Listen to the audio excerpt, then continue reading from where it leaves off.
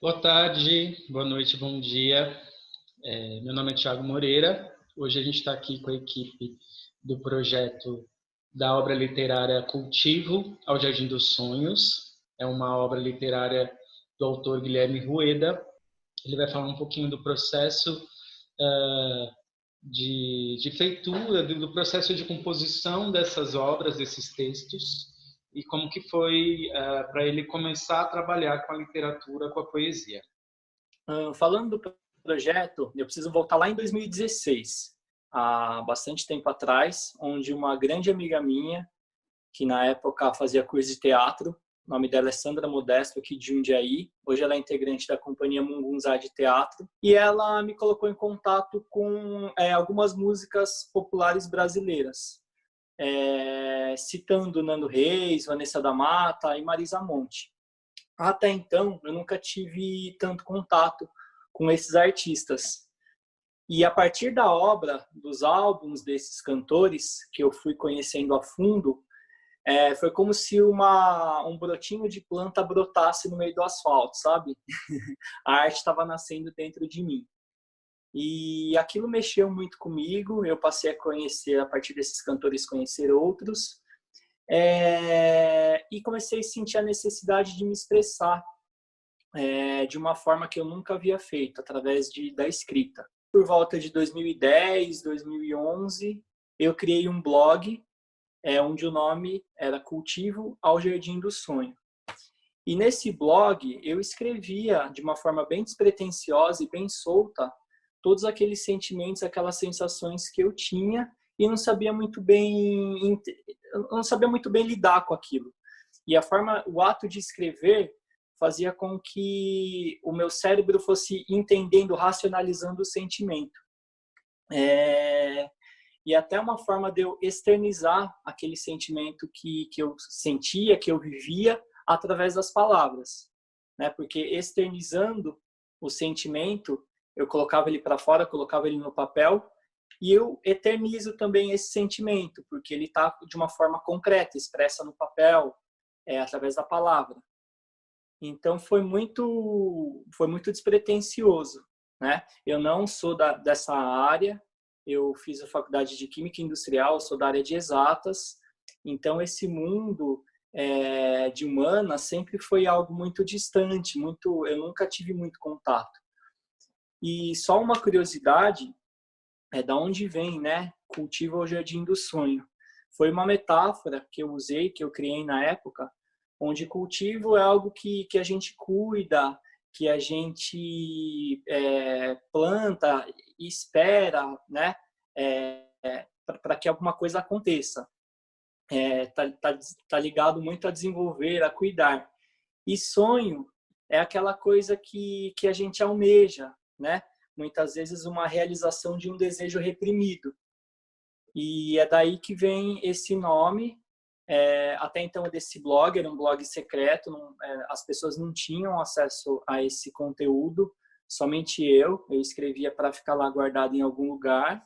Um pouco mais para frente, por volta de 2015, 2016, eu vi que eu tinha uma quantidade de textos publicados muito grande.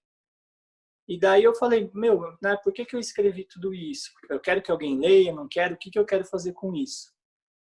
E daí eu mostrei para alguns amigos, que até então nem conhecia esse meu ato de escrever, e as pessoas me incentivaram. E daí eu passei então a perder um pouco da vergonha, mostrar para mais pessoas sobre os meus textos. E muitas vezes, né, a maior parte dos textos envolvem sentimentos dicotômicos, que são coisas que eu sinto muito: amores, desamores, afetos, desafetos, muitas dúvidas, sentimentos muito à flor da pele mesmo. E foi isso. Daí eu resolvi reunir tudo isso, organizar os poemas, as poesias em atos. E então eu criei o projeto do livro. Quando meu eu me deixou. Às vezes parece que meu eu fez as malas e foi embora. E eu não faz mais parte de mim. É estranho, mas foi o que aconteceu. Parece que ele estava lá, cansado, o fardo estava pesado, e ele foi para aí, viver, viver longe desse corpo pesado, corpo parado, corpo pêndulo, que vive se equilibrando, se conhecendo e desconhecendo ao mesmo tempo. Tempo esse que não passa, presente mal vivido, mal entendido. Eu que se censura, se machuca, se chumba. Eu que não é mais meu. Eu que não faz mais parte de mim. Eu que não é mais o que eu sou.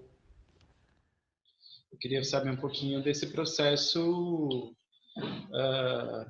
exatamente o que estava acontecendo dentro de você, que culminou nessa necessidade de externalizar aquilo que você estava sentindo, aquilo que você estava experimentando. Queria saber como que foi esse processo de descoberta mais íntimo sua. Eu acho que esse processo, ele aconteceu, acontece e ainda vai acontecer. Esse processo de autodescoberta, eu acho que nunca acaba, né?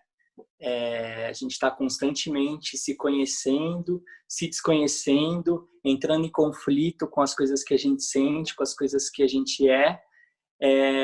E eu acredito que o ato de escrever, de colocar para fora essas coisas que eu sinto, é uma forma de eu organizar internamente e entender esses sentimentos que eu sinto.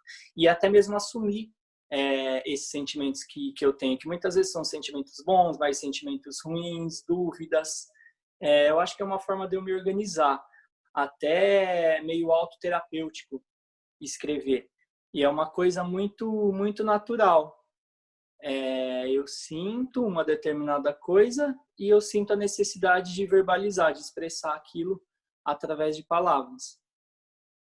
Assim, hoje, depois de 10 anos escrevendo, fazendo poesia, hoje você se entende como artista? Você se coloca nesse lugar?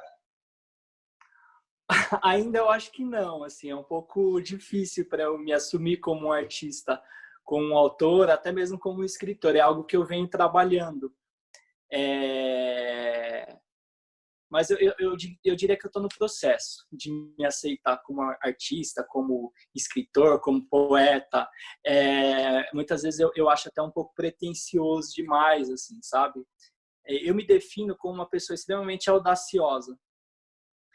Então, a minha produção de texto, de poesia, de prosa, eu acho que são reflexos de uma pessoa extremamente audaciosa.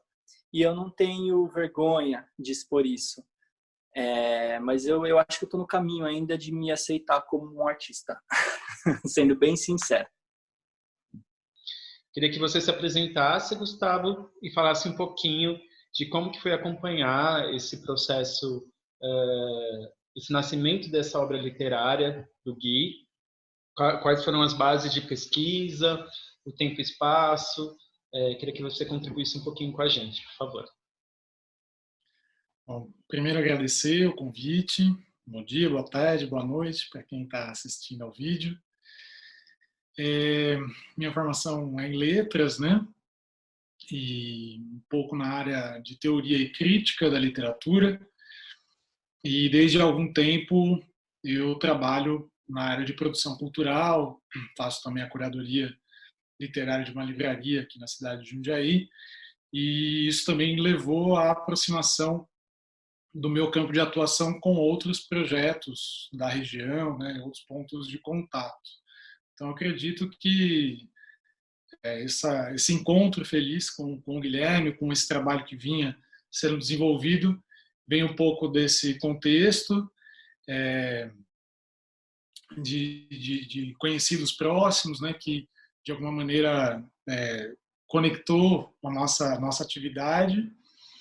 E quando o Guilherme trouxe o projeto, né, apresentou o projeto, o estado que ele estava, acho que faz talvez uns 2 anos, né? Depois ele pode me corrigir, mas acho que foi mais ou menos aproximadamente 2 anos atrás, 1 ano e meio, aproximadamente nesse tempo já. A minha função um pouco foi de dar uma leitura é um pouco mais técnica de campo, digamos assim, né? Dentro das artes literárias, da literatura, da linguística, da tradição do campo literário. Encontrar elementos, identificar alguns padrões, algumas potencialidades, né? Ainda mais por ser uma obra em desenvolvimento, uma obra que vinha se amadurecendo. E também a minha função ali era um pouco de provocador, né?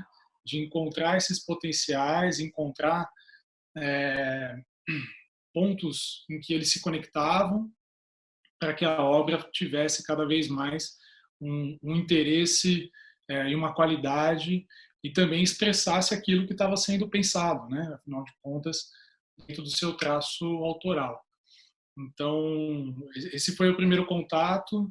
Nas primeiras reuniões, nos primeiros manuscritos, acho que a gente teve uma sincronia, me parece, bastante interessante, de entendimento, um pouco de descoberta também, porque o processo inicial é um pouco isso, né? Toda a obra poética e de outras linguagens é também uma projeção, uma troca simbólica ali de se compreender o vocabulário de cada um, a expressão de cada um, como cada um enxerga aquele elemento, aquele objeto terceiro, né, entre os dois em diálogo, e a partir daí acho que a gente foi encontrando esses elementos, todas essas configurações possíveis, que fez com que também o amadurecimento talvez se acelerasse, a visão literária fosse se tornando mais completa, e a gente tem aí, vocês ainda não conhecem, né, talvez o livro como um todo ainda não foi lançado, como foi dito, mas uma obra de bastante qualidade, uma obra bastante completa, de grande interesse. Destino lamentado. Sinto meu destino preso na minha garganta. Posso sentir e deglutir o nó do meu destino lamentado pelo laço da solidão do meu coração. Parece que eu sou só solidão, só nesse mundão. Meu destino não tem peça, sou ímpar, sempre sem par. Meu acaso é primo do meu destino, eles são parentes. E com parente, a gente não pode se casar. Se casarmos, vamos ter filhos sem membros. Nunca poderemos nos casar. Nunca dará certo. Eu só me perco pelos trilhos da minha vontade de não ser mais só, de poder me doar e não ser só mais meu. Eu quero que meu destino possa ser vivido e não somente escrito. Bom, quando eu tinha a ideia de publicar já o livro, eu queria que, além das minhas poesias, tivesse algo um pouco mais concreto e ilustrações mesmo. E eu passei numa busca de procurar artistas aqui de Jundiaí, de São Paulo e de outros estados que conseguisse expressar aquilo que eu sentia na forma de desenho. E foi um pouco frustrante essa busca, porque eu não conseguia achar nada que encaixasse com a minha poesia, com os meus poemas. Então, eu conheci a Gi, ela mora aqui em Jundiaí, a formação dela é na área artística, e ela tem um desenho muito, muito específico. Ela desenha na forma de traços bem finos, onde, na minha opinião, os desenhos dela são desenhos simples, até meio infantis, se a pessoa olhar assim no primeiro momento, mas são desenhos que têm uma carga emocional muito grande. Apesar do traço infantil, eu acho que o conjunto de todas as ilustrações dela traz algo muito adulto e muito sentimental. E eu acho que encaixou muito com os meus textos. E eu acredito que a minha poesia, junto com o desenho dela, acaba tendo uma força muito grande, uma força maior. E foi esse o nosso feliz encontro. Ela ilustrou todo o meu livro, as ilustrações foram todas soltas, não foram ilustrações encomendadas. Eu dei o livro na mão dela e falei, Gi, rabisca aí o que você quiser. Dentro desse trabalho, né, vendo assim a obra no papel, na tela, né, mas na composição das páginas, algo que a gente foi comentando, né, Guilherme, durante o desenvolvimento do trabalho, vamos dizer assim, do ato da leitura, né? Então a gente comentou muito sobre o trabalho dos elementos em branco, né, dos espaços em branco, da disposição dos elementos na página. A gente pode até se delongar mais aqui, mas da construção um pouco da sequência, do ritmo interno da obra.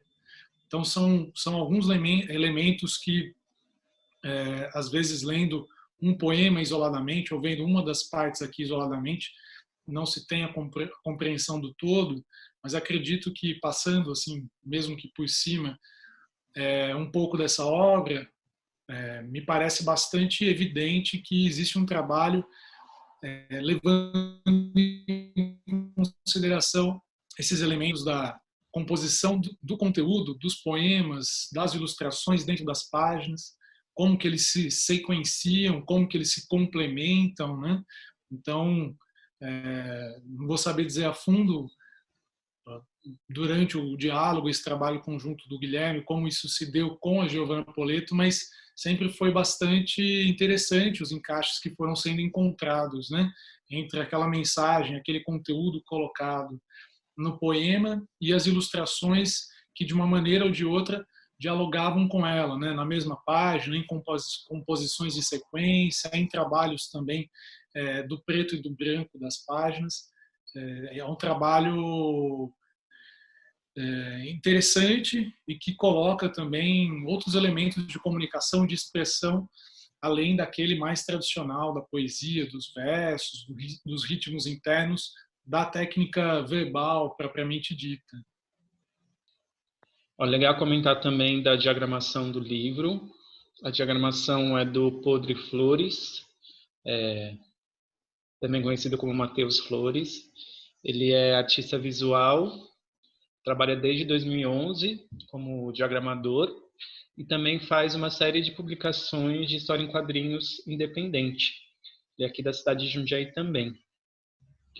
Guilherme e Gustavo, eu queria que vocês comentassem um pouquinho dessa divisão de atos do livro, enquanto a gente vai passando por ele. Pode ser? Pode, claro. Bom, o livro está dividido em 3 atos, onde o primeiro ato é o Jardim. São os textos mais antigos, produzidos entre 2009 até 2014, mais ou menos. Esse primeiro ato são textos mais longos na forma de prosa, basicamente isso. O segundo ato são textos que eu produzi de 2015 até mais ou menos 2019, são textos um pouco mais curtos e eu diria que textos um pouco mais diretos. E o último ato, que seria o ato falho, é um ato, na verdade, que não estava nos meus planos em entrar aí nessa publicação, que são os meus últimos textos, os textos mais atuais. Essa é a divisão do livro. Acho que é interessante. Muitas vezes a gente pega um livro, ou até que seja outra expressão, né, artística, a gente se impacta muito justamente pelo que está ali colocado, né? Pelas faixas do álbum, pelos poemas que estão lá relacionados naquela antologia, naquela construção da obra poética. E quando a gente observa esses atos, e aqui comentando sobre o processo, é um momento interessante para a gente destacar como que existe todo o trabalho extra, né, Guilherme? Todo o trabalho que foi feito e que muitas vezes não está explícito ali naquele livro de poemas, mas que justamente aquele livro de poemas é resultado de toda essa, entre aspas, essa sobra, né, esse excedente de poemas que eventualmente não entraram ou de poemas que de alguma forma alimentaram, induziram uma melhoria, uma readequação, uma recriação de um poema que esse sim foi publicado, né? Então, essa separação de atos, ele parte de um critério, de um entendimento da unidade da obra. Então, como o Guilherme disse, a partir do momento que se começa a produzir esses poemas, E se chega a um volume de poema, o passo para uma publicação, ele é um passo de se estabelecer critérios, de se tomar opções, né? A fim de que eu tenha uma publicação já com bastante autonomia, né? Quero dizer, um desenho próprio, um desenho que não é o mesmo, aquela minha motivação inicial, que era muito mais livre, expressiva e muitas vezes em caminhos de diversas direções concomitantes, mas que na obra elas vão se configurando, ganhando parâmetros. E aqui novamente, né, a gente está de frente de uma obra que não é uma obra apenas verbal, né, não é uma coleção de páginas de textos, né. Na verdade, são obras que têm uma dimensão muito do concreto da página e do concreto do ritual de leitura, porque você tem um poema que se compõe com uma ilustração que está ao lado, que tem toda uma ideia de construção também da parte alta e da parte baixa da página, muitas vezes uma construção de sentido que se dá dentro daquele poema específico, ganha uma outra entonação ou um sentido eventualmente um pouco diferente, induzido pela ilustração que por conta desses outros elementos do próprio ato, né? O primeiro e o segundo ato já motiva de alguma forma uma sequência de ritmo crescente, né? De uma ordem, de algo que foi colocado numa estrutura maior do que aquelas de cada um dos poemas individualmente. Querer no avesso. Só sei querer, sem pensar, sem querer, às vezes eu só quero. O que eu quero hoje, eu não sei se eu vou querer amanhã. O meu querer sempre muda de casa, sempre muda de lado. Tem hora que eu quero frente e tem verso que eu quero hora. Me confundo, me difundo, às vezes estou no fundo, respiro e me vejo no raso. Assim, como num passe de mágica, mudo, tomo, sumo. Um dos estilos que a gente encontrou justamente em decorrência de uma poesia contemporânea, né, recente e atual, de recursos da construção sonora, de recursos um pouco da construção através da forma das letras, né, da forma da palavra, que remete a essas escolas concretistas e diversos desdobramentos desses estilos, né? Sim. Então, inclusive como essa, era né? uma marca forte em alguns dos poemas, aí me parece que foi esse poema, por exemplo, né, Guilherme, não estava no ponto original, né? Ele foi aparecendo dentro desse desenvolvimento da obra, de se encontrar também novas formas de construção de cada um desses poemas, né? Que brinca justamente com a disposição do conteúdo verbal na página. Então, aqui na construção linear, mas já pela verticalidade ao invés da horizontalidade. E aí a ilustração foi a cereja do bolo, né? Depois que entrou a ilustração, se ganhou diversos novos potenciais para a construção desses sentidos. Aqui nessa imagem, por exemplo, a gente vê a construção pela cor e pelo negativo. Se voltar na página anterior, já tem também a construção através do elemento tipográfico, né? Então a escolha do tipo, a escolha da fonte, como também um elemento de construção de sentido, sem falar, claro, das ilustrações da Gil Poleto dentro dessa visão editorial, que foi sempre uma conversa, um tema da nossa conversa, né? De como encontrar as posições na página, né? Em cima, abaixo, espaçamentos que estão ligados a dimensão pragmática da leitura, né? Do leitor com a página, inclusive as duas páginas abertas, né? Aqui a gente vê a importância de mostrar a obra com as duas páginas abertas. Se você pega cada um dos poemas apenas no seu elemento verbal, né? Nas palavras, sem a tipografia, sem o trabalho dos espaços em branco, sem os trabalhos da ilustração, a obra ela iria perder muito da riqueza que ela apresenta, né? A qualidade da obra advém justamente dessa somatória de uma série de recursos artísticos, desde as expressões iniciais concebidas pelo Guilherme, depois dos desenvolvimentos, parece, ele pode dizer muito melhor do que eu, que é todo um processo formativo, né?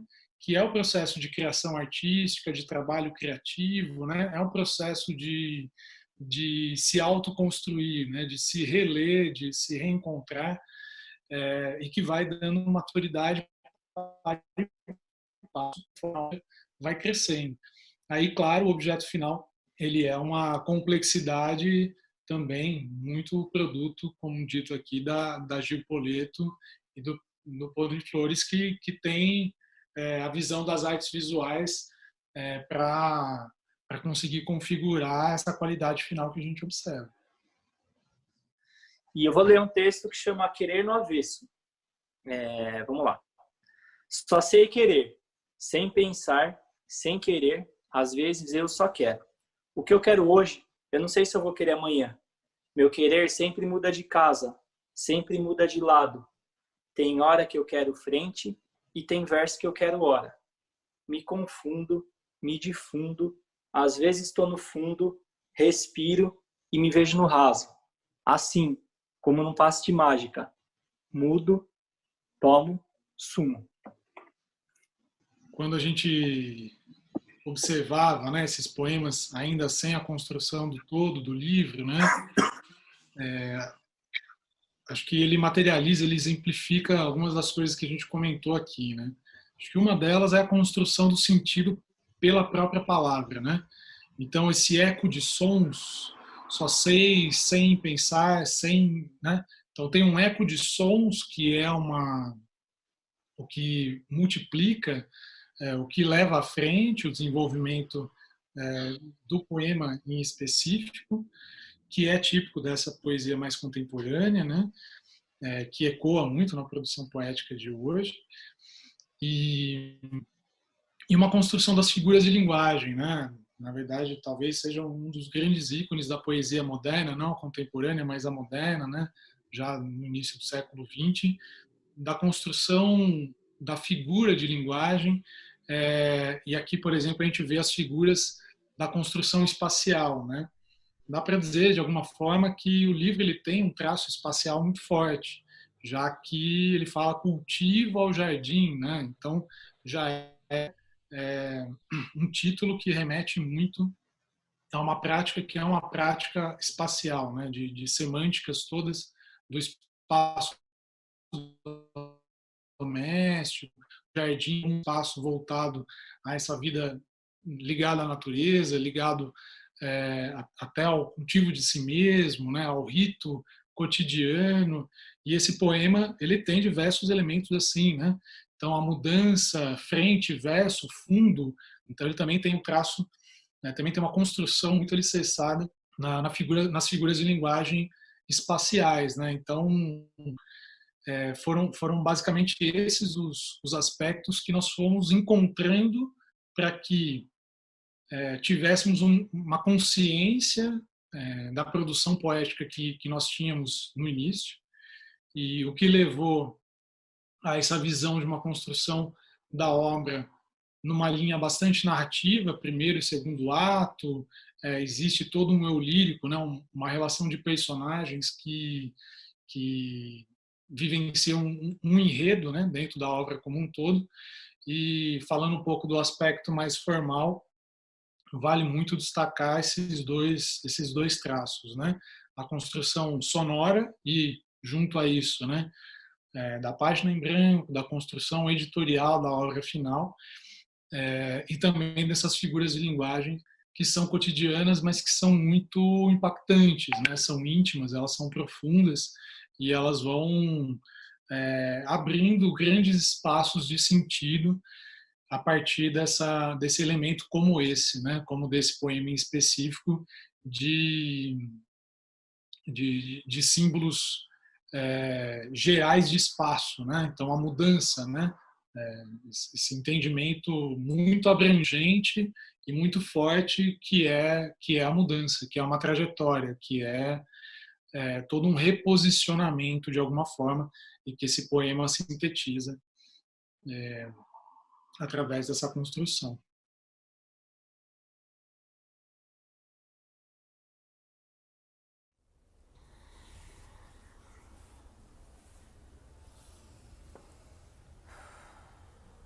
Nó na garganta, nó no estômago, nó da alma.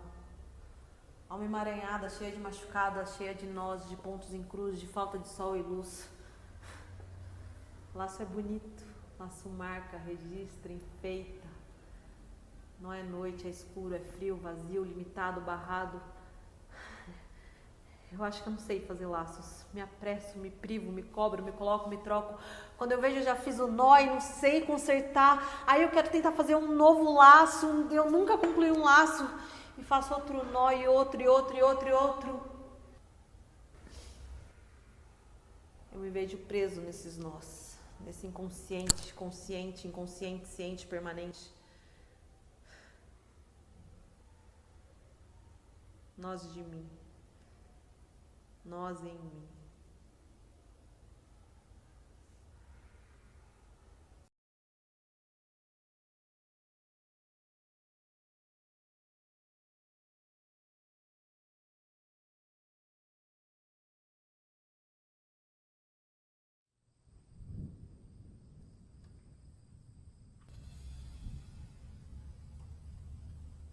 Parece que quanto mais eu tento me achar, mais eu me perco. Meu coração só sinaliza atalho errado. Trilho falho do lado errado. Maldito ditado. Eu tô cada vez mais perdido dentro dos meus vãos ocos. Parece que todos os meus rios brincam de dança de ciranda, me deixando tonto. Eu tô ficando cada vez mais louco. Shhh! Quieto, quieto, quieto, quieto. Eu quero ficar quieto. Sem ter que girar, gritar, me tirar, me trair, me despir, parar de ter que ir.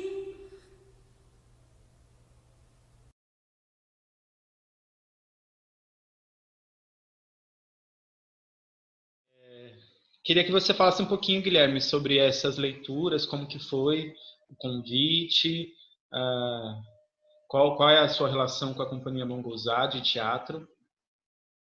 Legal, eu amo essa companhia de teatro já há bastante tempo. Inclusive, no começo da história que eu falei, aquela moça que me mostrou, Nando Reis, Marisa Monte, é a Sandra Modesto, aqui de Jundiaí. Ela é atriz, uma das fundadoras da Companhia Mungunzá.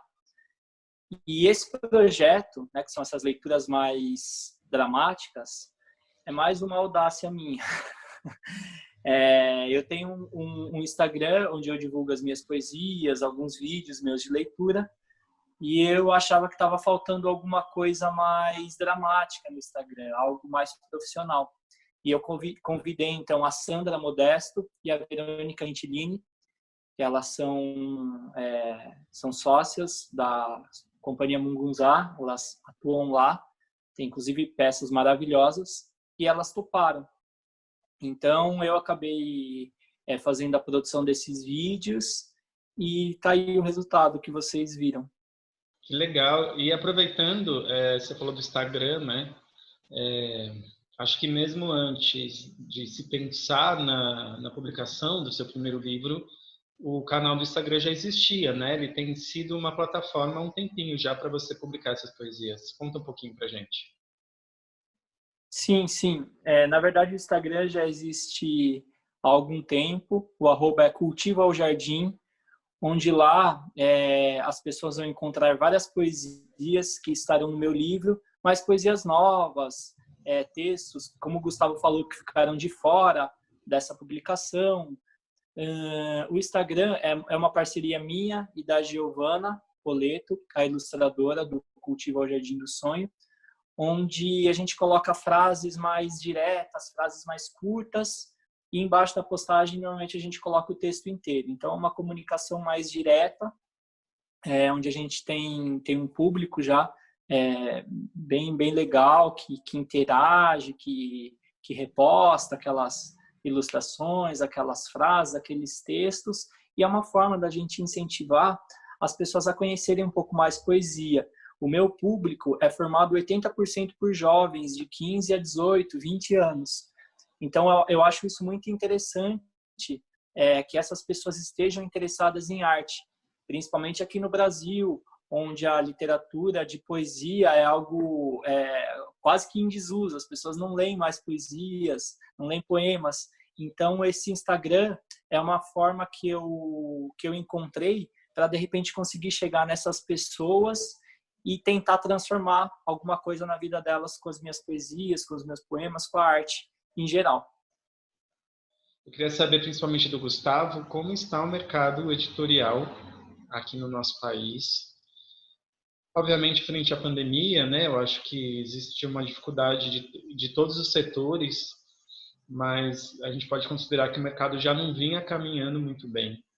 Então, eu queria que você falasse um pouquinho, dividisse um pouquinho dessas aflições de se trabalhar com o livro, né? Na verdade, acho que existem duas visões um tanto quanto opostas de interpretar a situação atual e a situação atual no Brasil, né? Ela é um pouco genérica, mas no Brasil ela tem talvez algumas características específicas, né? Então, certamente é uma crise do mercado editorial. Quanto a isso, não tem nenhuma dúvida e tem diversos indicadores e informações que demonstram essa crise, né?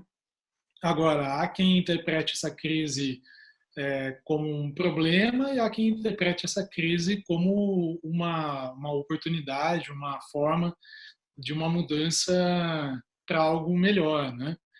Porque existe toda uma quebradeira geral de grandes varejistas de livros e da cadeia que eles sustentam, né? E, por outro lado, existe um florescimento enorme de editoras e livrarias independentes e formas de produção literária que não dependem ou vivem de forma autônoma, em paralelo ao que se entendia como o mundo editorial no Brasil, né? Então, é claro que o livro Cultivo ao Jardim do Sonho se insere nesse contexto, né?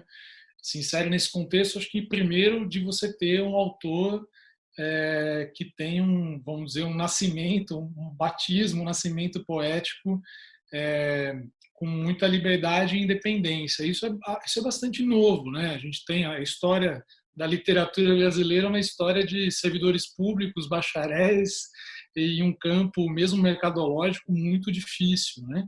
E que, na verdade, recentemente dá uma abertura e enxerga a obra literária com um olhar muito mais livre, me parece. Então, eu acho que Cultivo ao Jardim do Sonho entra nesse sentido. A maneira de veicular, de fazer a obra circular, chegar a leitores, né, se multiplicar enquanto produto, enquanto expressão, também vem se reinventando, né? Então, hoje a gente tem um número maior, não menor, um número maior de editoras de muita qualidade, editoras com perfis diferentes e também meios de circulação também muito mais variados, né? É interessante, o Guilherme acabou de comentar também dos canais digitais, né? O próprio Instagram, ele é, sim, um meio de produção literária, poética, principalmente, bastante importante hoje, né? Existe ainda um certo academicismo, né? Um certo conservadorismo em entender os meios digitais, porque você não tem um selo ali carimbado, você não tem uma mercadoria que está sendo vendida, mas você tem produções, experimentações, formas de divulgação, como o próprio Guilherme disse, né, de perfis que multiplicam, né, a produção poética, a leitura de poesia como algo cotidiano, como algo portátil, como algo sempre disponível e expressivo, que eu, pelo menos, não sou tão pessimista assim. Acho que, claro que existem dificuldades na literatura brasileira, não tivemos nenhum momento que não houve dificuldades, né? Mas existe muita coisa boa e o mercado editorial não vive o seu pior momento, né? Não vive o seu pior momento. Ele vive mudanças grandes, mas está longe de ser o pior momento de um país de história de analfabetismo, de rendas miseráveis, de acesso e interesse e disponibilidade de consumo de objetos artísticos, objetos criativos, que foram e infelizmente ainda resistem em ser muitas vezes enormes. A gente tem muita coisa boa, muita editora boa, muita produção nascendo e crescendo no Brasil.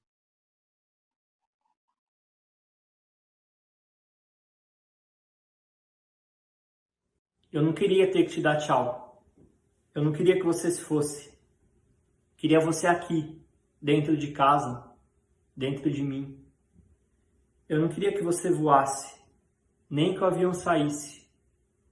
Eu não queria borrar o papel com as lágrimas que estão saindo, caindo, me assumindo.